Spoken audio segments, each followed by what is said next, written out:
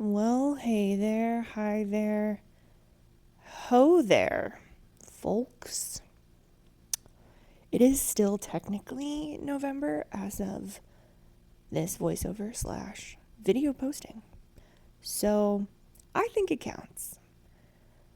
Shall I show you what I set up in my journal over a month ago for the month of November that I have not had the wherewithal and the resources of body and mind to actually show you until now? I know you've been crying, you've been screaming into the void. Where's the setup, Emma? Oh God. It's coming to you now. Here you go. There's a lot of reasons for why November is late and or November is simple. And that's because November was wrecked fully. So I knew going into November, because I was sick at the end of October, that I wanted a super simple setup. So I just did my cute little font and printed out a picture I liked. Now this might look like the same picture, and you'd be right, because it is. It's an identical picture. One is just cropped wider than the other. That was not the initial goal, but my printer freaked out in the middle of printing, and so I ended up with two of these. One on fancy sticker paper, which is the one on the right, and one on slightly less fancy sticker paper, which is the one on the left. And I thought if I put them both in here, that if you kind of just quickly look at it, it looks like the continuation of a shoreline, and that those are indeed two different houses in front of different trees, and not identical houses in front of the exact same trees. And then I just wrote the title of the month, and it's in my signature font that you love. And I set up my pain tracker. But hey, the benefit of coming in at the end of November is that you get to see how it is mostly filled in while it's still happening. I set it up the exact same way. I got my shortened kind of tabbed page here with my It's Fine Dog on Fire comic with my Mankoski pain scale for chronic pain. I did change a couple of my categories for November. I did add an energy trend line above fatigue. You might think that those are related, and they are for the most part, but there's something different about fatigue and energy itself. Oh, and if you're curious about this little highlighter right here, that's the day I went to the emergency room in the hospital. So yeah, the middle of November has been quite weird. I started off the month feeling sick, getting over a cold. As soon as I got better, I essentially developed another one, which is honestly so freaking annoying. But then that cold turned into me waking up one day with half of my face completely swollen, and I couldn't open my eye because it was swollen shut. So, hence the hospital visit. I have more info about that coming up in another video soon.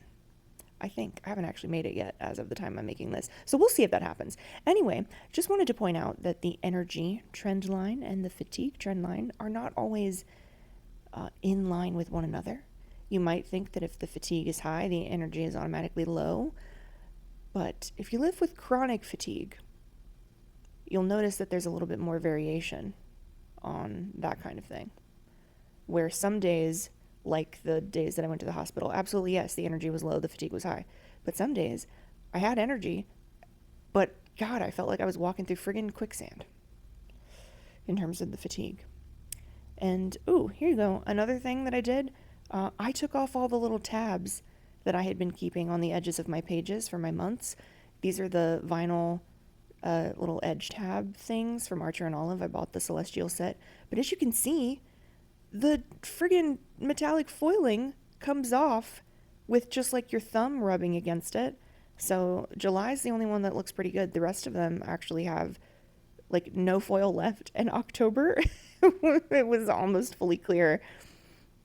And I was just trying these out to see if I liked them, but no, they're not great. And the backs, they were supposed to say the months on the backs as well. You can kind of see August and a little of September, but July's and October's tabs completely just rubbed off clear. And like, what's the point of a pretty tab with metallic foiling if it's just going to rub off with my fingers? And I already account for the beginning of my months anyway, because I cut the edges of my pages, and then the pages that stick out, I put gold washi tape over them so that when my journal is closed, I can always find where I need to be.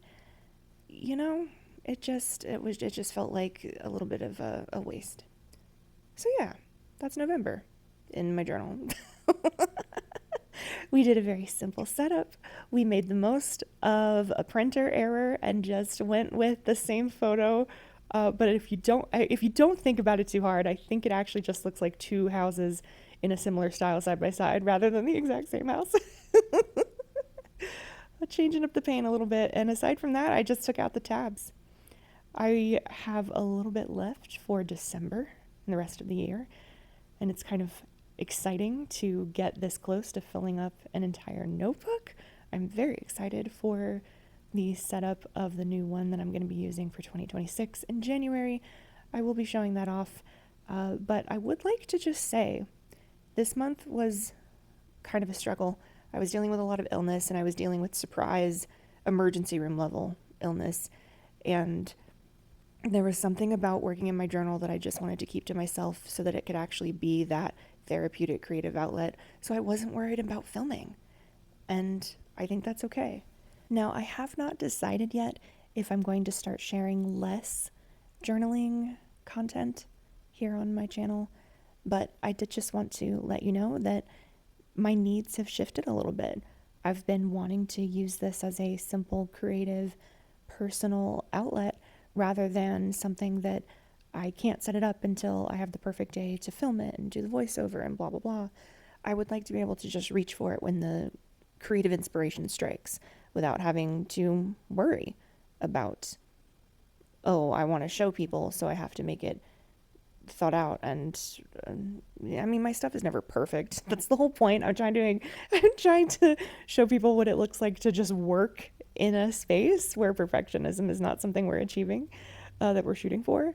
And in its chaos, it ends up being perfection. That's the whole trick of the thing, right? But especially while I've been ill this month, I have been craving just being able to pick this up and work on it and work within it when the mood strikes, rather than then getting up and having to go set up my camera and blah, blah, blah, and film.